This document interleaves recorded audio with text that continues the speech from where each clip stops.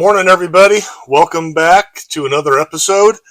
Today, Santa was good to us, and we finally got our Switch console 8-gang switch panel system thingy to hook up a lot of our 12-volt accessories in the van. I've been waiting on this. Very exciting. Ever since these came out several years ago, and I think Auxbeam is one of the better knowns. This seems to be some kind of a knockoff, but whatever. I really like the features that this one has. Again, keeping all of nothing is worse than having miscellaneous switches all over the dash that clutters up the dash and everything. So I love this idea. Here's what it looks like. This doesn't have any stickers on it. It's actually a little smaller than I thought, which is going to make, I've already picked a great placement spot for it here in the van. So it's nice and trim. It's got an on-off switch, so you can kill the whole thing.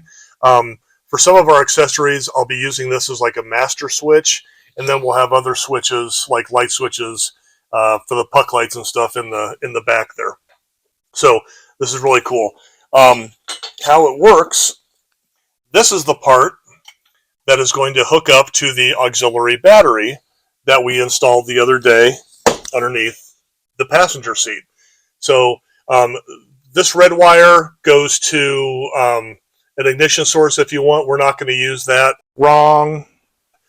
But we just got a red and a positive and a negative that's going to hook up to our auxiliary battery underneath the passenger seat.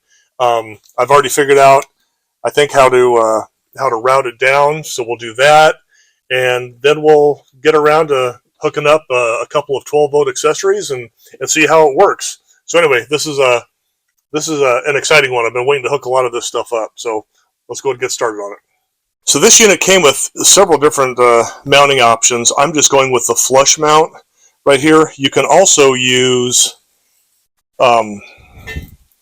this kind of a mount right here if you wanted to put it up on the dash and have a flat surface, and it could kind of pivot, so that'd be good too. But I have decided a good place is right here. I like how small this is, so it can fit right here. It's within easy reach while I'm driving. The only thing that might be a little bit of a bummer, because of course the cup holders go right there. If I have a big cup in there, it's going to block it, but we'll just kind of work around that. But I think that's a good location for it. Unfortunately, I don't really have any room left on my cool little device holder, and I don't really want to put it up here. So it does illuminate, so I'll be able to look down quickly, like when I have fog lights on, and turn them off and stuff like that. So I think right there is going to be the best location. Another great thing about these systems is it just so simplifies the wiring. So here's the cable that's going to run from the actual switches. I'm going to route it underneath. If you saw my video on the dual battery install, you'll know that I run a lot of things. There's my 12-volt hookup also, if you watch that video. There should be enough cable here to run it from there underneath, and maybe I might put it under that black tunnel thing. That might be a good idea, and hopefully it's long enough to reach underneath there. You can see the red positive from when we did the dual battery install. So let's get this thing hooked up, and we'll see. Make sure that cable is long enough. All right, I have checked behind here. You can feel where I'm going to be drilling through.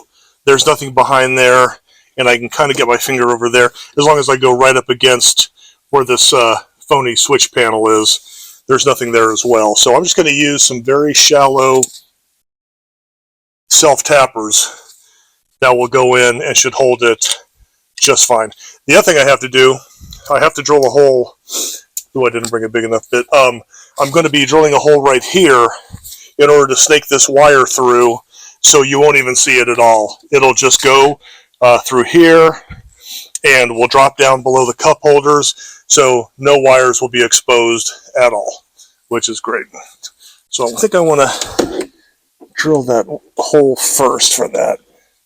About right there. That's pretty close. Very precise measurement.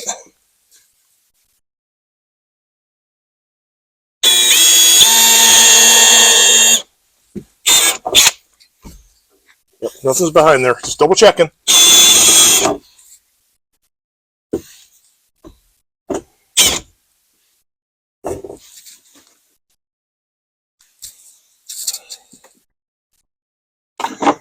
that's big enough. Nope, got to get a bigger bit. And shallower, because this goes kind of deep in, so it was starting to hit some metal back there, so I need to get a little fatter step bit.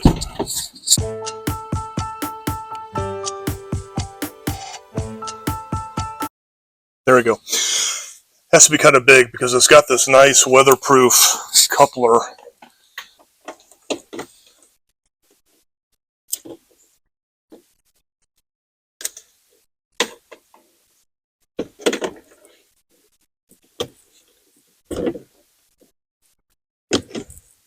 There we go. Perfect. Now, just got to zip it in place with those two shallow self-tappers. If I can find them. There we are.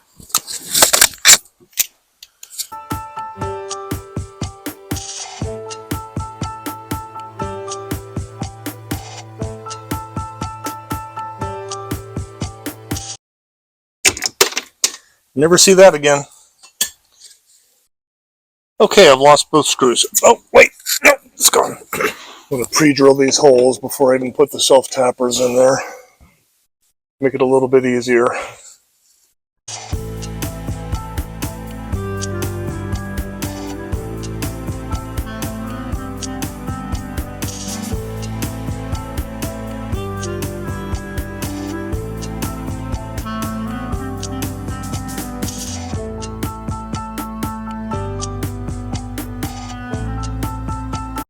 Don't over torque it or you'll strip it out. Nice. Installed.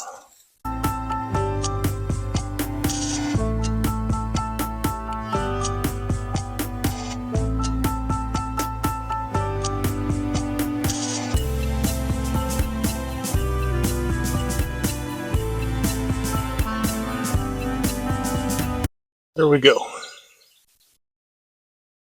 Going right down there. It'll come out. I'm going to take off this black panel. Should be enough room to run it underneath there. We'll run it to our auxiliary battery over here.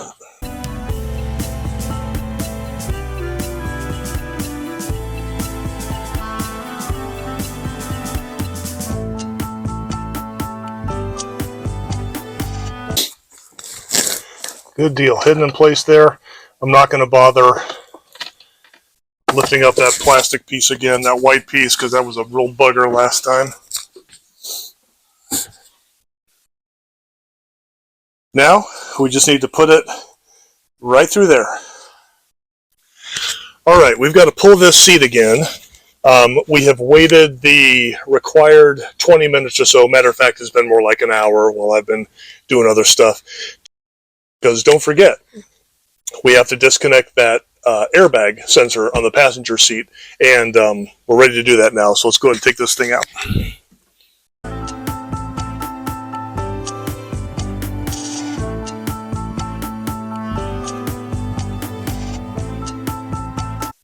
Okay, so I've got the wires that come with the switch panel fuse box all hooked up. It's not hooked up to the battery yet. One thing to got to remember, this battery is still live. I've only disconnected the main battery in order to, again, not worry about that airbag.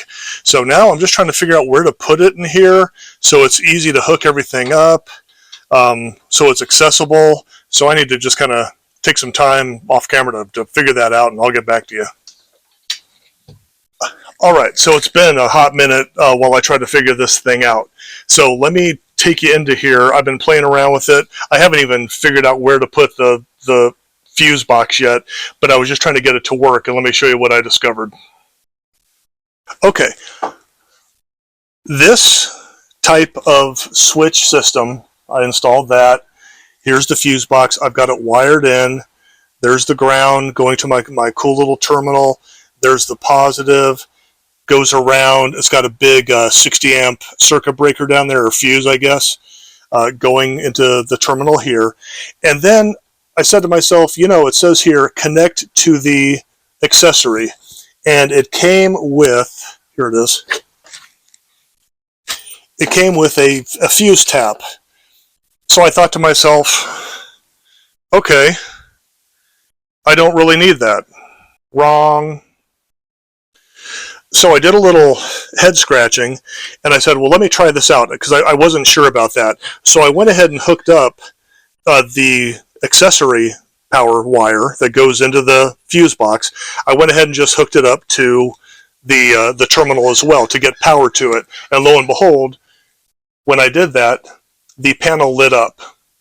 Okay, so I knew at that point, okay, that has to have power. But I don't want this on all the time. That would drain my auxiliary battery quite a bit. So then I figured out, okay, well, let's try this. Let's hook up a switch between the two. And lo and behold, when I did that, you see the switch is on. The switch is powered right now. One of these little button switch guys. You see that that's powered up. That's all lit up. When I turn this off, boom, it kills the panel. Kills the panel. So that's my workaround. So basically, that's going to be my master kill switch for the panel and for everything that gets run, all my 12-volt stuff that gets run off of this. So I just need to figure out where to mount this. I think I'm going to go ahead and utilize that existing hole in the base. If I have I think I maybe have a thing to fit around that. Let's see. But anyway, so let me turn it back on. Again, this is all kind of proof of concept. I really wanted to see. So again, now it's back on. And also what I like about this as well, you also have an on and off up here.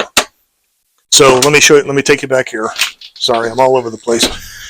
So here's a 12 volt that I have hooked up, and you see it's not on right now. I have it switched. I have a voltage meter. I've got a cigarette lighter and USBs, so that's off right now. So we know the panel is on. Let me hit the on off. It lights up different. Okay, that means it's live. Go back here, and we see that yes, my switch is on, and I'm showing 12.5 volts. So I know power is making it all the way back here. And then, again, I don't want this running all the time. Then I can switch it off here as well. And I think most of my 12 volts that I have back here are switched. So again, we can turn that back on, and boom. So I know it's working. So I figured that out. So what I need to do now is kind of button all that up and organize it, make it safe. Again, figure out how to mount that fuse box. I'm looking at it right now. I think I might just have to put it on top of the battery. There's really nowhere else to put it where I can get to it. So let me work on that, and I'll bring you back when I'm all done. All right, let me give you a look at what's going on in here. Everything is pretty much buttoned up. It's working. There's a lot going on, so let me show you. So here is the finished product for the most part. I've got the fuse panel secured down here on top of the battery. That's the best location I could come up with, so I can actually still get to the fuses and when I start adding in my accessories. Again, this one, I've got one tied in already. I showed it to you earlier. It's got a USB, it's got a cigarette lighter, it's got a voltmeter, all that stuff. Again, a lot going on in here. I also attached a trickle charger that we'll be able to use when we're on site as well, in case it ever starts to get a little low if we're camped for multiple days and I don't have the engine started, so we can trickle charge it. That is pretty much it. Everything else you have seen. I just need to start hooking more stuff up. You can see I've got more.